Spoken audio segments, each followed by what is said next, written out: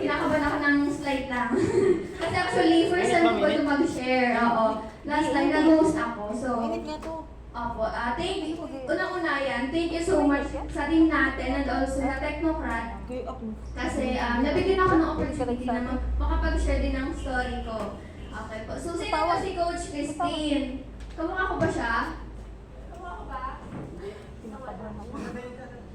Hello? Ayan. Kamukha ko ba siya? Yes! Yes!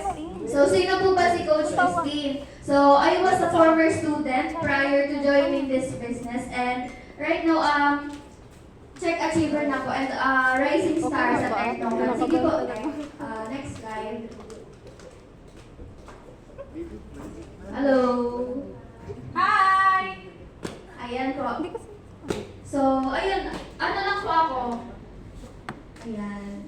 Sige po. So, oo nga, no? Before ako ma-involve dito sa Technocrat, sa EC, simple lang din po ako na estudyante na walang ibang iniisip kundi yung paano ko ba may tatawid yung bawat semester, paano ko ipapasa yung paano magkaroon ng maganda na grades para makapasa sa school. So, yun lang din po ang nasa isip ko before, taong bahay lang din talaga ako. So, ayan. Share ko lang.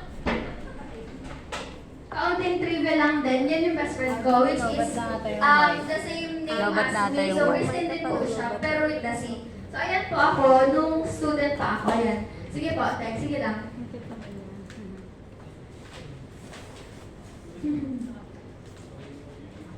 Tanong ko lang, may nakakakilala ba dito sa akin? Wala pa? Wala. Tanong ko lang kasi, don't worry, di ko pa naman kakilala din. So, ayan po, dahil nga sa sobrang focus ko sa education ko, sa pag-aaral ko, umabot din sa point na na-awardan ako ng Loyalty Award for siguro 12 years na Loyalty Award dahil sa pagka-loyal ko sa alma mater ko sa which is yung Emiliano. Familiar ba kayo sa ECI? Sa Sorsogon School? So yun po yung school ko way back pa nung elementary pa po. Ayan po ako, ayan. So yung pinakamalaki medal dyan yung gold, yun po yung Loyalty Award. Ibig sabihin loyal ako. Wow! Yes! Sige ba, next? So, aside sa pagiging estudyante, yan po yung mga ginagawa ko para mag-create ng sarili kong income ng pera. So, estudyante sa umaga, pagka-hapon at gabi naman, tindera naman ng mga kanin. Kumakain ba kayo niyan? Yes! Oo, naman, pinitino tayo, di ba? So, ang pinaka-favorite ko dyan na part, yung magbalat ng saging at ng kamuting kahoy. O kahit nagsugat na bagay yung kamay ko. Talagang, yan ang favorite part ko dyan. Tapos yung ngayad-gadi na siya, para gawin kasaba. Yan yun. So, maniwala nun ka sa hindi, yan po ako. Sige, next po. Ayan, yan yung sa palengke sa amin, sa Sorsogon, okay? Sa subdivision namin. So, kita niyo dyan yung tsura ko. Malayo ba?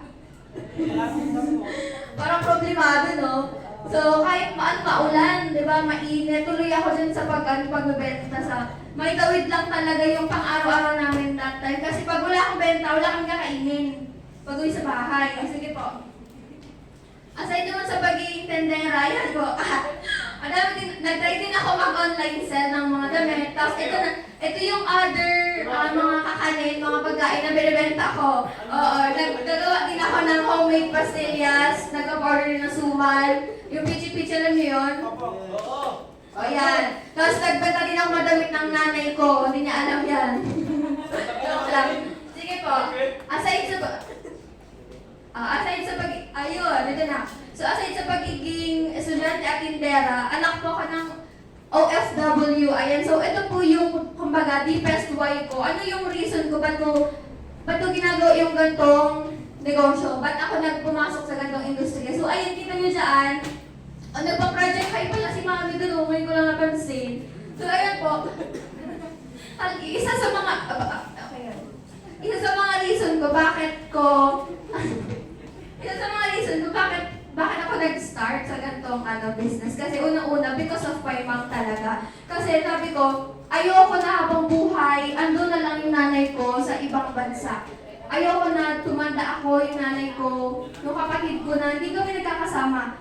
Like, how many, maraming Pasko na maraming birthdays ko na nagdaan na hindi ko siya kasama. So, ito na lang, yung tingnan nyo dyan, may sakit dyan yung kapatid ko, pero wala akong magawa, walang magawa yung mami ko kasi nga through screen lang kami nagko-communicate. So, ganun kahirap